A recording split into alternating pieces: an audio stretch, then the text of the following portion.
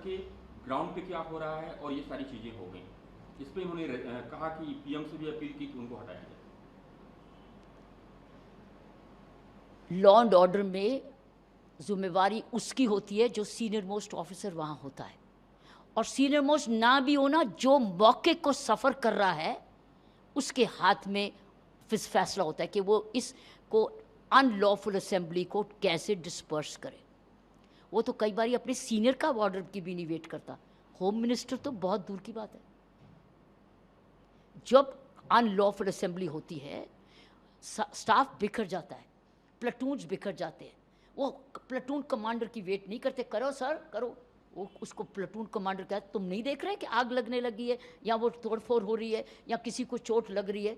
तुमको किस लिए दिया ट्रेनिंग?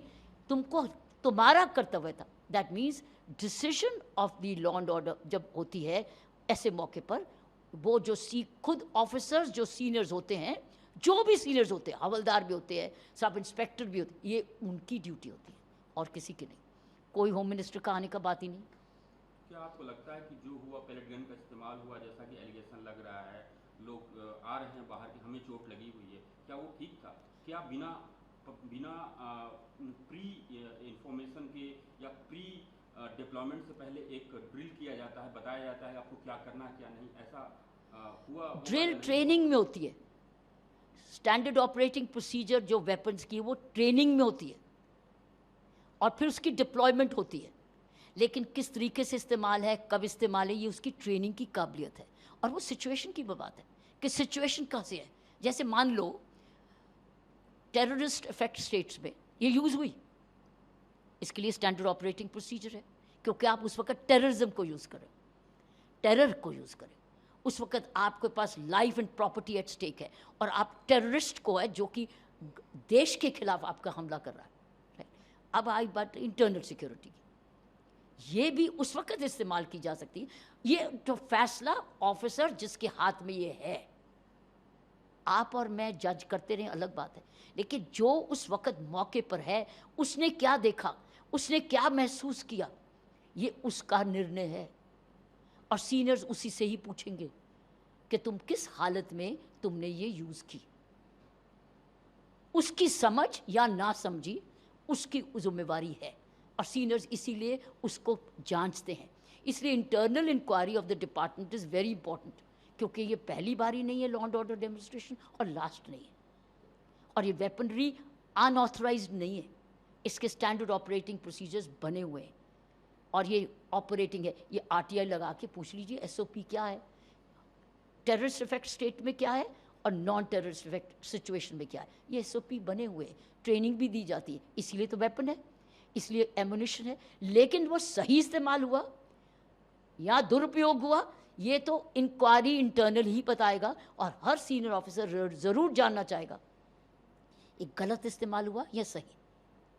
लेकिन इसकी जवाबदेही पार्लियामेंट तक नहीं जाती, ये उसी ऑफिसर की होती है जो कि वहाँ पर मौके पर होता है, जिसने डिप्लॉयमेंट भी की हो और लीड भी कर रहा हो।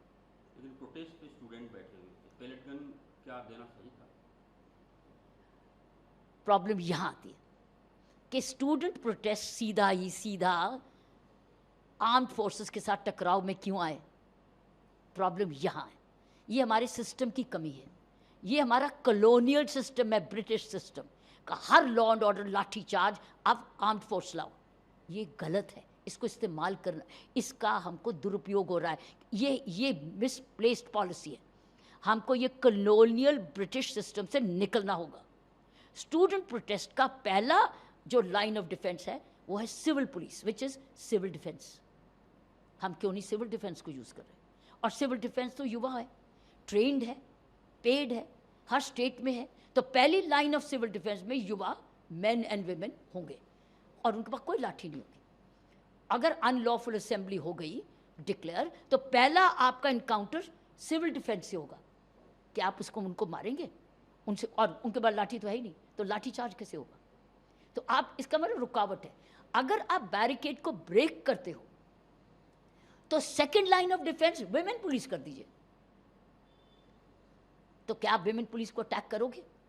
कैमरास आपको वॉच कर रहा है, उनके पास भी लाठियां नहीं है, लेकिन हेड गियर है, आर्मर है, हेड गियर भी है, आर्मर भी है, ताकि पथराव से बचे, पीटे नहीं, चोट ना लगे। सो वो सिविल डिफेंस पर भी आर्मर, हेलमेट भी हो, बॉडी आर्मर भी हो, नो लाठी, इधर भी ये भी हो और बैरिकेड भी हो और बॉडी आर्मर भी हो, ट्रेन भी हो। लेकिन अगर बेकाबू हो रहा है तो फिर लास्ट रिजॉर्ट होनी चाहिए अपनी आर्म्ड पुलिस सिचुएशन देख के करेगी, ये उसकी जिम्मेवारी है। टीयर गैस करना है, लाठी चार्ज करना है या वाटर कैनन लगाना है, वो जो लास्ट स्टेज है। और लास्ट स्टेज पर अगर आपने वेपनरी यूज़ की तो इसका मतलब है कैमराज आपको एविडेंस बताएगा कि कौन क्या कर रहा था, कौन व्यक्ति आग लगा रहा था, क्योंकि उसमें तमाशबीन भी जुड़ जाएंगे, जान के आग लगाएंगे ताकि वो प्रोवोकेशन आए, तो कैमरा पकड़ेगा तो पता चल उस वक्त किसने उसको देखा, उधर वो चलाएगा। तो आपने तो मैंने नहीं देखा, बाद में वो तो सिर्फ कैमरे नहीं देखा। और ऊपर से ड्रोन्स चलाओ, साथ साथ ड्रोन्स थ्रू आउट चलने चाहिए। ड्रोन आपको कैप्चर, ऊपर से भी कैप्चर करे, ड्रोन टेक्नोलॉजी का इस्तेमाल नीचे से भी करे, तो आप तो इन दी एंड पता चल जाएगा किसने क्या किया। लेकिन एक बात है कि प्रदर्शियों को पता होना चाहिए कि जब आप प्रदर्शन के लिए आए हैं और 144 लगी, वो जैसे 144 पहले थी, जो जिसके बाद प्रोहिबिटरी ऑर्डर आ गया और आपको कहा गया कि you are a non lawful assembly, ना हो, कुछ भी हो सकता है, तो आप पहले सिविल डिफेंस को भी तोड़ेंगे, विमेन पुलिस को भी ओवरलुक करेंगे, फिर आप एनकाउंटर करेंगे, क्योंकि उस वक्त तो पुलिस की ड्यूटी है लाइफ एंड प्रॉपर्टी को बचाना। चौथा गलती, अगली गलती जो मैंने देखा ये यहाँ पर प्रोटेस्ट में हुई है, एक तो कोई बैरियर नहीं, आप सीधा ही बढ़ रहे हैं आर्म्ड फोर्स के साथ, पहले कोई बैरियर नहीं है, सेफ्टी जोन्स नहीं है, जैसे कि बीएसएफ होती है आर्म्ड फोर्सेस पे, ऐसे ही मैं उसी एंगल से मैं ये कह रही थी। चौथी चीज़ है कि हम सीधा प्रदर्शनियों को पार्लियामेंट हाउस के दरवाजे दिखा रहे हैं, डेस्टिनेशन हम पार्लियामेंट हाउस दिखा रहे हैं। क्यों? इसको शिफ्ट करो रामलीला ग्राउंड, ये वेन्यू को ये जंतर मंतर, छोटी सी है भीड़, और मार्केट के सामने बिल्कुल है, मार्केट को भी बंद नहीं करना पड़ेगा, मार्केट का सारा बिजनेस ठप हो जाएगा।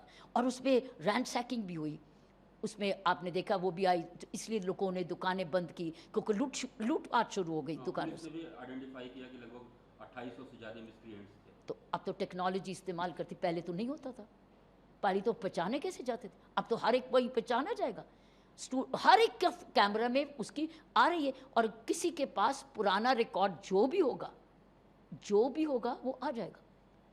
तो क्या पुलिस वाला रिकॉर्ड वो लेके घर चली जाएगी? क्या कोर्ट को बताएगी नहीं कि ये आदमी मर्डर में ज़मानत पर था, रेप पर था, पहले की शर्तों में था? कोर्ट की जिम्मेवारी बनती है अब उसकी बेल पर दोबारा राय रखे। क्या इसकी बेल कैंसिल नहीं होनी चाहिए? क्या इसको बेल अशांति करने के लिए, ऐसे क्राइम करने के लिए दिया? और श्योरिटीज़ भी हैं, उसकी श्योरिटी भी जब्त कर सकते हैं। तो अगर हम कानून को सही इस्तेमाल ऐसे करें, वेन्यू को भी शिफ्ट करें, सिविल डिफेंस को भी लाएं, ड्रोन्स की टेक्नोलॉजी भी यूज़ करें, विमेन पुलिस की भी लाइन लगाएं, राइट, और कैमरा का तो यूज़ करें। और अगर किसी का पुराना क्रिमिनल रिकॉर्ड आता है तो कचहरी में अर्जी लगाएं, प्रोसिक्यूटर शुड से ये आदमी कैमरा का ये एविडेंस है, इसका ये रिकॉर्ड है, इसने बेल का दुरुपयोग